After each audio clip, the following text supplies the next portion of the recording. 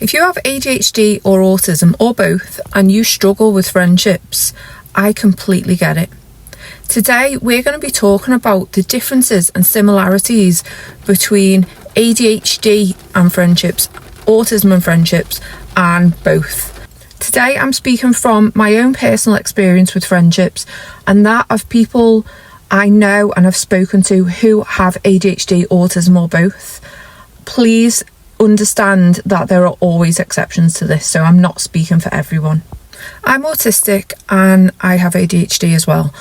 I am now going to be talking about what I have observed about ADHD and friendships. So one thing I've noticed is the ADHD part of me and other people I know with ADHD tend to be slightly more extroverted. Personally, I'm an introvert, but the ADHD part of me is more extroverted than the autistic part of me.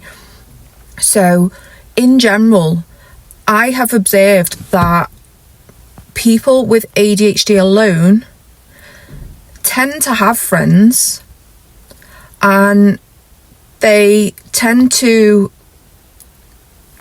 maybe, I know, depending on life getting in the way, have quite a consistent relationship with friends. Some common struggles for ADHD and friendship. I don't think, in general, those of us with ADHD necessarily struggle in making friends, but it's maybe the struggle of maintaining that friendship. For example, object permanence is an issue for us with ADHD, and when things aren't in front of us or haven't been in our mind recently, we can forget about them. And I'm not saying that people are objects, obviously they're not, but it can be that sometimes if we're busy in the moment, we're not necessarily thinking about a friendship or a situation in that moment. That can be one issue. We can often be late replying to messages, and sometimes that's hours late, days late, weeks late, even months late. It's not because we're purposely trying to ignore a person or anything like that. It's because we genuinely either feel overwhelmed or just lose track of things. I often forget to check messages. So I don't open a message until I'm in the right headspace to be able to reply. So that can be something that if I don't do it in the moment, I can forget that message is there. That can be a problem, especially in ADHD friendships, and the other person may feel like they're being ignored, and that can obviously cause problems in friendships. Then there's our time management skills. Not all ADHDers struggle with time. A lot of us do, and as a result we are often late for things, and which can be really frustrating and really just not nice for the other person, and that can cause problems in friendships. Of course it can. I think these ADHD traits are particularly going to be have the potential to cause more problems in a friendship with a neurotypical person, whereas two ADHD people being friends are more likely to understand each other, and because they will have similar traits in a lot of situations. So I think those ADHD friendships with other ADHD people are often going to be ones that may last longer. As a result of this, ADHD people may lose friendships based on their lack of ability to maintain the friendship, and that is it's a really sad thing, because obviously it's a thing that we're not doing it on purpose. We can't control it, but some friends are going to understand. If they understand you, if they understand ADHD, they are going to understand. But you will always get people, particularly neurotypical people, who don't experience the same issues. They may not quite understand why you're always late or why you don't reply to messages, and that can obviously cause a problem in the friendship. Now let's move on to autism and friendships. So a lot of the time autistic people struggle with making friends in the first place. We not always, but often tend to have this like innate shyness where we feel like we can't start up the conversation maybe. Autistic people, although some autistic people may have lots of friends, based on myself and the autistic people I know, we tend to have either less friends, just one or two friends, or even no friends, because we do struggle with friendship so much. And that can be really isolating. While both ADHD and autistic people can have some amazing friendships, and I'm not denying that in any way, I think if you also throw in rejection sensitivity and justice sensitivity into the mix, which both people with ADHD and autism experience, it can make the whole friendship thing that much more difficult. As someone with ADHD, I fall into the middle of these categories. I have struggled over the years with friendships, and as a child I was so shy, so shy, and although I had friends growing up, I usually just had one or two close friends, usually just one friend, and I always considered myself to be a dedicated friend. I put a lot of effort into that friendship, and I would feel devastated if something happened and they were annoyed with me, and I'd think, what have I done? Why don't they like me? And I'd think that they were going to hate me forever, even though I always had good intentions with everything I did. And it's not to say that whenever something happened it was my fault, because it wasn't. People have fallen out. There will have been times where something was my fault or something was their fault, but I always took it more deeply than they did. These are friends who I imagine are neurotypical. I always felt like I was on the outside looking in with friendships, especially with groups of friends. I never quite felt included. I'm not saying that people weren't including me, but I didn't feel included.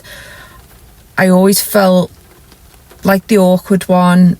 I was always the shyest one. I was always the one who tended to get picked on more. I didn't stand up for myself. Just loads of things like that. So I really struggled with even asking to play, in primary school and things like that. At playtime, I didn't want to ask people if I could play. There was a lot of rejection sensitivity, things like that. Growing up, I've had one or two really good friends growing up. I feel like when it comes to friendships though, it's been quite dependent on the situation.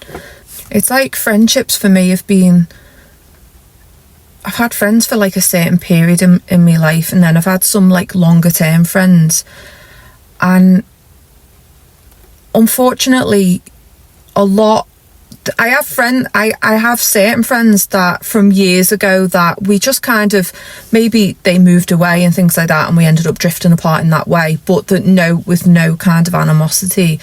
And I have friendships where we've just not been on the same wavelength and we've drifted apart, and I think that's been really difficult for when it comes to things. For me, I feel like a relationship or a friendship, it has to feel like that, and if it doesn't feel like that, then it's not going to work.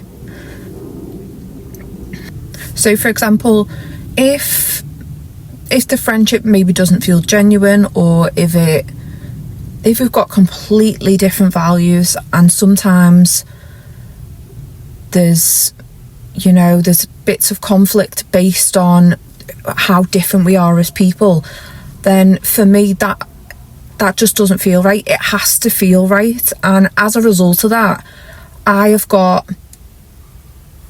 struggle with friendships. I struggle to know, there's people over the years who I've been really close with, and I think, it's not like we see each other all the time, and I think, are we friends? Are we acquaintances? Even if I think of someone as a friend, I always think they might not think of me as a friend. So I find the whole dynamic of friendships really difficult. So it's very much, friendships are a struggle for neurodivergent people. And I'm not speaking for you. If they're not a struggle for you, I'm really happy for you. But I know from my own experience and from the people I know, especially people who are autistic, the autistic people I know tend to have less friends and tend to feel a little bit more lonely. I'm not speaking for all autistic people, of course. I get that completely, but I also, for example, love my own company, and I know that a lot of neurodivergent people, we love our own company, which makes it hard to go out in the world and make friends and maintain friendships and things like that. So it's a really difficult one. I believe that there are so many like-minded people out there who would have amazing friendships. There are people who are on the same wavelength, and I also believe that not everything has to be exact. We don't have to be an exact match to someone. We can find friends in different areas of our life that we can have things in common in one area with one person that we would have things in common with another person in a different area, and that's okay. It's not a perfect friendship that I think we're looking for. I think it's just things have to feel real and they have to feel genuine. And because of the complexities of having a neurodivergent brain in a neurotypical world, it can make that really difficult. What's your opinion on friendships? Do you have a similar opinion to me? I'm basing mine on the observations I've made. Do you find that people with ADHD alone tend to do better with friendships, or do you struggle with it yourself? I'd really love to know in the comments what your opinion is on this, because it can feel really lonely at times, and I want you to know, if you're struggling with friendships, you're not alone. Like, there's so many of us neurodivergent people who are struggling with friendships. Thank you for watching. If you found value in this video, please like and subscribe. I'd love to hear your comments below on what you think about friendships.